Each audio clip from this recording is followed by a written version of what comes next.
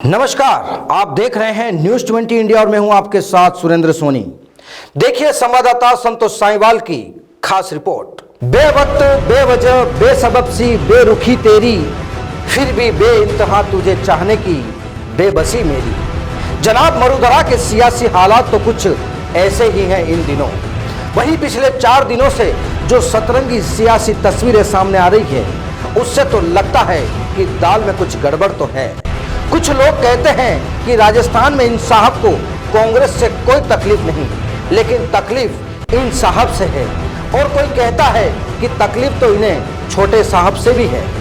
बहरहाल तकलीफ किसको किससे है यह बात अलग है। हालांकि पहले भी कई बार इन बातों को मजबूती मिल चुकी है। अगर बात करें आज की तारीख की तो खेल तो है, इनसे इनकार भी नहीं किया जा सकता।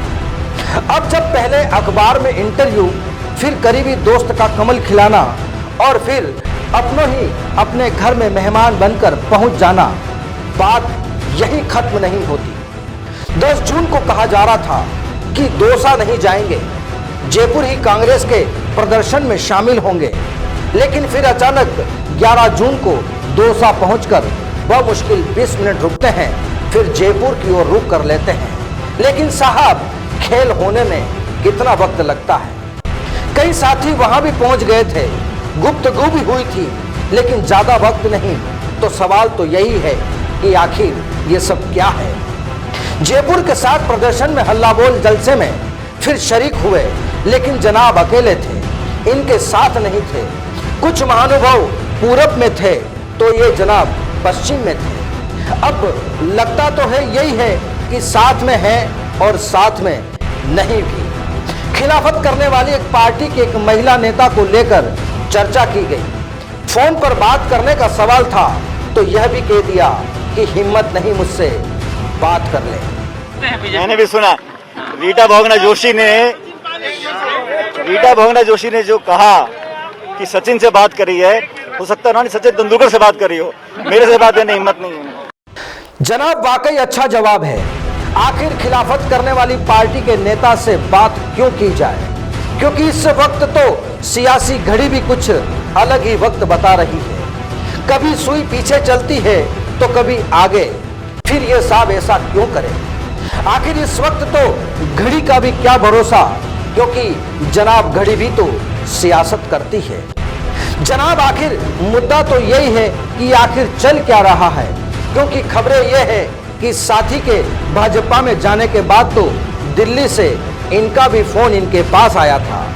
कुछ बात हुई और फिर यह दिल वालों के दिल्ली पहुंच गए। बताते हैं कि वहां इनके साथ मुलाकात होगी, 2-4 बातें होगी, और वह भी इसलिए क्योंकि यह तीनों भी नहीं चाहते कि फिर कोई ऐसी तस्वीर सामने आए। अब इन साहब के 2 जिगरी यार मोहल्ला छोड़ चुके हैं, और अगर इन्होंने भी ऐसा कर लिया तो लोग भी क्या कहेंगे, सोचते तो ये भी होंगे। हालांकि ऐसा नहीं होगा, यह कुछ करेंगे भी नहीं, लेकिन जो दर्द है उसकी दवा मांग रहे हैं। उनके साथियों ने कह दिया, जब इन साहब की तकलीफ दूर की जा सकती है तो फिर इन साहब का क्या कसूर, आखिर दर्द भी तो इधर ही है। सुना है इन साहब का सियासी दर्द बहुत साल का है, और ऐसा इनके साथ हो रहा है।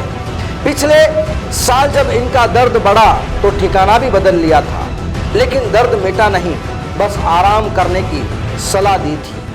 अब तो आराम भी कर लिया, लेकिन जनाब तकलीफ तो इनकी भी नहीं कम हो रही, और तकलीफ तो इनके करीबियों की भी नहीं हो रही। जनाब यह लावा है, सियासी लावा, कहीं छूट न जाए, क्योंकि अगर ऐसा होता है तो मैसेज ठीक नहीं जाएगा। हालांकि उम्मीद कम है, लेकिन सवाल यह है कि आखिर दिल्ली में कौन सी गोली दी जाएगी। कहते हैं कि यह पुराने वैद्य जी हैं, लेकिन कहते हैं कि जब मरीज पुराना हो जाता है और उसका रोग भी पुराना हो जाता है तो आधा डॉक्टर तो खुद इंसान ही बन जाता है, और ये शायद ऐसा ही कुछ यहाँ भी हो रहा है। बहरहाल अब ये जनाब तो यही कहेंगे, हमें उलझनों में उलझाया ना कर, हमें उलझनों में उलझाया ना कर, सुलझे हैं हम तो सुलझाया ना कर, सिर्फ खामोश है हम लाचार नहीं, तो इतना हमेशा आजमाया ना कर। नमस्कार।